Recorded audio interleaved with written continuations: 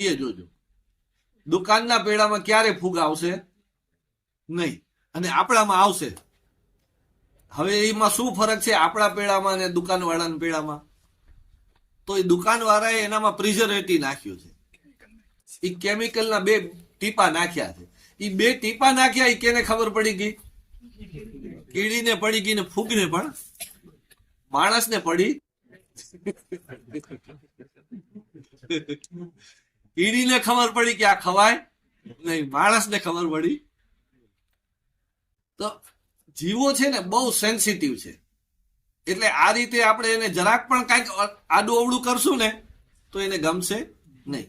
પણ એના માટે એક બાબત ધ્યાન રાખવાની કે 2-4 વખત એક જ પ્રયોગ કરશો ને તો પછી કેળવાઈ જશે, આદત પડી જશે. તમને રોજ મીઠાવાળી રોટલી રોજ દઉં, પછી ભૂખ્યા નહીં રહ્યો, પછી ખાશો તમે. ખાવું પડે, થોડું થોડું કરીને ખાશો ને પછી મીઠું ખાતા થઈ જશો, મીઠાની તમે પ્રેક્ટિસ થઈ જશે. એમ જીવાતોને રોજ ફોર્મ્યુલા બદલવાની, દર ફેરે એક જ ફોર્મ્યુલા નહીં, જુદું જુદું કરવાનું. તો તમારી એ ફોર્મ્યુલા એકદમ સારી રીતે કામ કરશે, નહીતર કામ કરશે.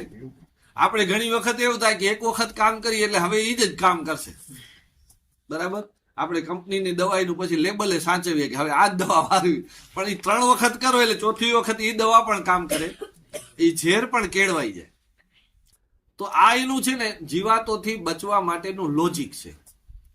હવે આના માટે તમારે શું કરવું એ તમે તમારા ખેતરમાં આજુબાજુ શું છે એનો વિચાર કરીને આપણે જે હાથમાં આવે એને રોકવાની પ્રયત્ન કરવાનો છે, મારવાની જરૂર નથી. અને આ જીવાતો આવે ક્યારે છે, અને જીવાતો રોગ ને જીવાત આવે ક્યારે, તો કે હવામાન બદલે ને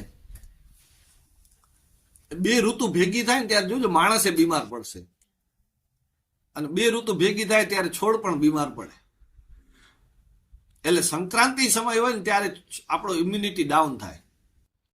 એ સમયે આપણે એને જો પહેલેથી આવી દવાઓ છાંટી હોય તો પછી જીવાતમાં આવશે નહીં. અમાવસ્ય હોય ત્યારે અંધારું હોય, અંધારામાં સૂર્યપ્રકાશ ઓછો હોય ત્યારે આ પ્રકારની જીવાતની પોપ્યુલેશન વધી જાય. એટલે અમાસના 2-4 દિવસ પહેલા તમે આનો સ્પ્રે કરો તો પણ એ કામ કરે. આવી ગયા પછી તમે એમ કહો કે હું છાંટું તો એટલો કામ કરે નહીં. આ પહેલેથી કરવાથી કામ કરે. એટલે આવા પ્રયોગો છે એ કઈ રીતે સફળ થાય એના માટે, અને એને વધારે અસર લાંબી રાખવી હોય તો એના ભેગું એલોવેરા કે એનો રસ ભેગો નાખો તો એ પાંદડામાં ઉતરી જાય તો લાંબા સમય સુધી ટકે. તો આ દવાનો અસર લાંબા સુધી રાખવી હોય તો ભેગું એલોવેરાનો કુંવરપાઠાનો રસ ભેગો નાખશો તો એ લાંબો સમય સુધી આવા દેશી પ્રયોગો છે એ પાન ઉપર અસર કરશે.